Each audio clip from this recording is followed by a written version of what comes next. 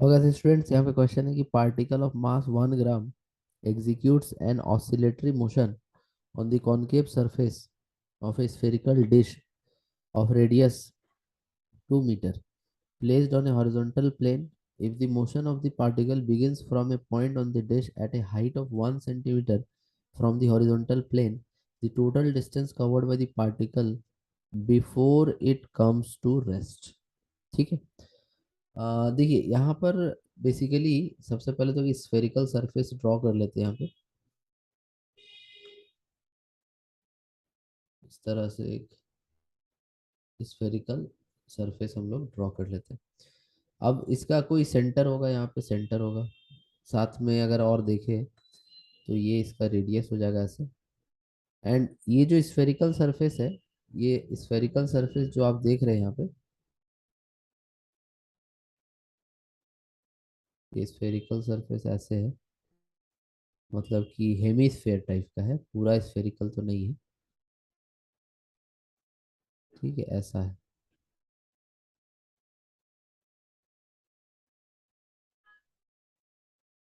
ठीक है, इस तरह से है।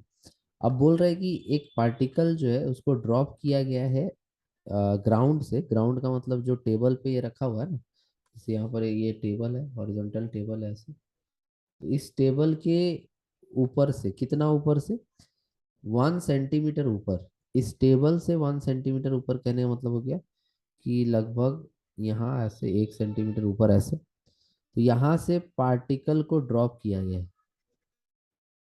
यहाँ से 1 सेंटीमीटर ऊपर से पार्टिकल को ड्रॉप किया गया। तो ये फिर क्या करेगा, ऑसिलेटरी मोशन यहाँ पे करेगा इस क्वेश्चन के हिसाब से। ठीक है, देखिए ये पार्टिकल इधर जाएगा यहाँ तक, फिर इधर जाएगा यहाँ तक, फिर इधर जाएगा, फिर इधर। और ये धीरे धीरे जितना ऊपर जा रहा था वो घटता जाएगा, क्योंकि फ्रिक्शन इसका मोशन को स्लो करते जाएगा और फाइनली ये रुक जाएगा। तो वही आपसे पूछ रहा है इस क्वेश्चन में कि अगर इसका मास 1 ग्राम है और रेडियस यहाँ पे 2 मीटर है, साथ में पार्टिकल को 1 सेंटीमीटर ऊंचाई से फेंके हैं, तो टोटल डिस्टेंस बताओ रेस्ट पे आने से पहले। फ्रिक्शन कॉफिशिएंट बोला 0.01 लेने के लिए। तो आप यहाँ पे क्या करेंगे कि जो पार्टिकल है उसका सबसे पहले फ्री बॉडी डायग्राम बनाएंगे यहाँ पे। जैसे देखिए, इस पार्टिकल का जो वेट होगा वो किधर लगेगा, नीचे लगेगा, ऐसे वेट नीचे। साथ ही साथ आप इस वेट का दो कंपोनेंट्स यहाँ पे ब्रेक कर सकते हैं। जैसे इसका वेट हो गया mg, तो एक कंपोनेंट आप ब्रेक कर सकते हैं इसके अलोंग, और एक कंपोनेंट आप ब्रेक कर सकते हैं टेंजेंट के अलोंग। ठीक है। तो अगर आप इसको थीटा मान रहे हैं तो ये भी एंगल क्या हो जाएगा, थीटा। तो इस तरफ जो वेट का कंपोनेंट आएगा वो आएगा mg cos थीटा, और इस तरफ जो वेट का कंपोनेंट आएगा वो आएगा mg sin थीटा। साथ में यहाँ पर आपको एक नॉर्मल का फोर्स भी दिखाना पड़ेगा, जो सरफेस के परपेंडिकुलर डायरेक्शन में कुछ इस तरह से नॉर्मल का फोर्स रहेगा n। एंड एक फोर्स और आप यहाँ पे दिखाएंगे जो होगा आपका फ्रिक्शन का फोर्स, और वो इस तरह से होगा जो मोशन को अपोज कर रहा होगा पीछे की तरफ। तो ये सारे फोर्सेस यहाँ पर है। क्लियर है। तो जो फ्रिक्शन यहाँ पर है वो आपका मैक्सिमम है, तभी तो मोशन हो पा रहा है, क्योंकि वो रोक नहीं पाया। अगर ये फ्रिक्शन रोक देता तो ये नीचे जा पाता, नहीं जा पाता। ये फ्रिक्शन रोक नहीं पा रहा, तभी तो ये इस तरह से ऑसिलेट कर रहा है। तो मतलब फ्रिक्शन अपना मैक्सिमम वैल्यू हासिल कर चुका है, और फ्रिक्शन का मैक्सिमम वैल्यू होता है म्यू इंटू एन। एन यहाँ पे नॉर्मल फोर्स है, और एन किसके बराबर है, एम जी कॉस थीटा के। तो फ्रिक्शन का वैल्यू हो जाएगा mu M G cos theta. Clear है। तो ये आ गया फ्रिक्शन का वैल्यू। अब अगर और यहाँ पे देखेंगे आप, तो आपका फ्रिक्शन जो यहाँ पर है वो कुछ वर्क कर रहा है, क्योंकि फ्रिक्शन भी है और डिस्प्लेसमेंट भी हो रहा है। तो अगर फ्रिक्शन भी है और डिस्प्लेसमेंट भी हो रहा है तो वर्क हो रहा है। ठीक है। तो आप यहाँ पे लिखेंगे कि work done by all the forces, या work done by total forces is equal to change in kinetic energy. इसको बोलते हैं work energy theorem. Work energy theorem. ठीक है। तो हम यहाँ पे वर्क एनर्जी थ्योरम लगाने वाले हैं, और इसके हिसाब से जो भी वर्क डन हो, जैसे कि work done by friction, work done by gravity, work done by normal force, जितना भी फोर्स आप यहाँ पे देख पा रहे हैं, this should be equal to change in kinetic energy. अब जब ये पार्टिकल यहाँ से रिलीज किया गया था तब इसका वेलोसिटी जीरो होगा, एंड जब फाइनली पार्टिकल रेस्ट पे आ जाएगा उस टाइम भी इसका वेलोसिटी जीरो होगा। तो चेंज इन काइनेटिक एनर्जी हम जीरो ले लेंगे, बिकॉज इनिशियली काइनेटिक एनर्जी जब रेस्ट से ड्रॉप किया गया तो जीरो था, और जब रुक जाएगा तो भी काइनेटिक एनर्जी का वैल्यू जीरो ही होगा। इसलिए चेंज इन काइनेटिक एनर्जी हम यहाँ जीरो ले लेंगे। अब आगे बढ़ते हैं। देखिए, फ्रिक्शन का वर्क अगर देखेंगे तो नेगेटिव होता है, क्योंकि फ्रिक्शन पीछे लगता है और डिस्प्लेसमेंट आगे होता है। तो इस वजह से minus force friction into displacement, suppose करिए डी, ये हो गया work done by friction, plus work done by gravity. देखिए, ये ग्रेविटी हमेशा आपका नीचे की तरफ लग रहा होता है, ठीक है, और आपको पता है कि ये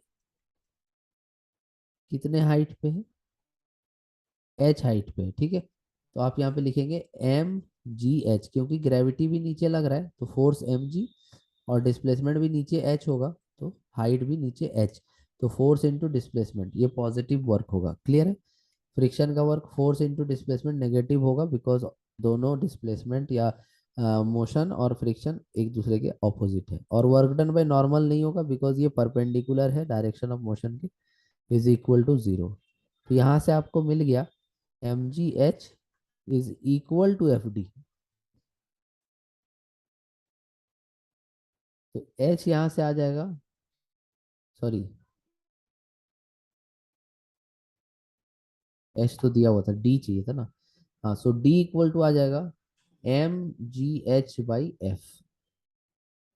यही डिस्टेंस हमको निकालना था कितना चलेगा वो। सो डी इक्वल टू आ जाएगा एम जी एच, एम का वैल्यू 1 ग्राम है, तो इसको लिख देंगे 0.001 के जी, के जी में बदल देंगे। ग्रेविटी का वैल्यू 10 मीटर पर सेकेंड स्क्वायर, हाइट 1 सेंटीमीटर बोला था ना, तो 0.01 मीटर डिवाइडेड बाई फ्रिक्शन। देखिए, फ्रिक्शन का वैल्यू निकाल चुके हैं, mu M G cos theta, mu का वैल्यू है 0.001 into M 1 gram,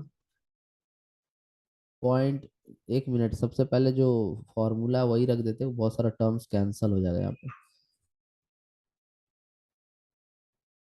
so D equals to M G H divided by friction mu M G cos theta. तो यहाँ से एम जी काट दो तो बचेगा H by mu cos theta, अब साइड में इधर लिख दे रहे, ठीक है।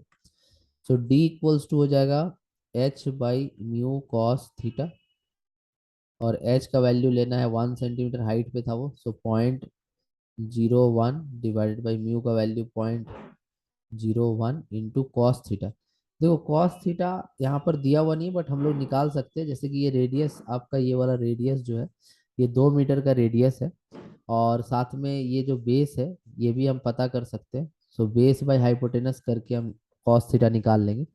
सो बेस जो ये आप देख रहे हैं, ये 2 मीटर में से एच को घटा देना, और ये तो रेडियस है ही 2 metre, so base by hypotenuse करके यहाँ इजिली हम लोग कैलकुलेट कर सकते हैं। सो बेस यहाँ 2 - 0.01, और अपॉन हाइपोटेनस जो कि 2 मीटर ही होगा। सो डी इक्वल टू आ जाएगा, अब देखो ये तो कट जाएगा, सो ये आ जाएगा 2 - 0.01, ठीक है, 2 - 1 मिनट, 2 - सॉरी,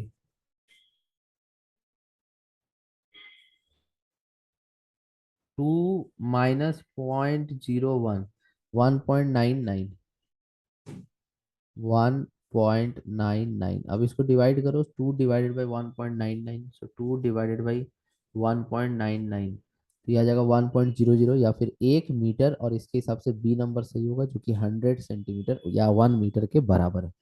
तो आई होप आप ये मेथड समझ पाएंगे कि कम से कम इसको 1 मीटर का दूरी तय करना होगा, तभी जा करके जो भी मैकेनिकल, जो भी एनर्जी है mgh, वो पूरा का पूरा फ्रिक्शन की वजह से खत्म हो जाएगा, और वो फाइनली रुक जाएगा एक पर्टिकुलर पॉइंट पे। I hope that this clear your doubt. Thank you.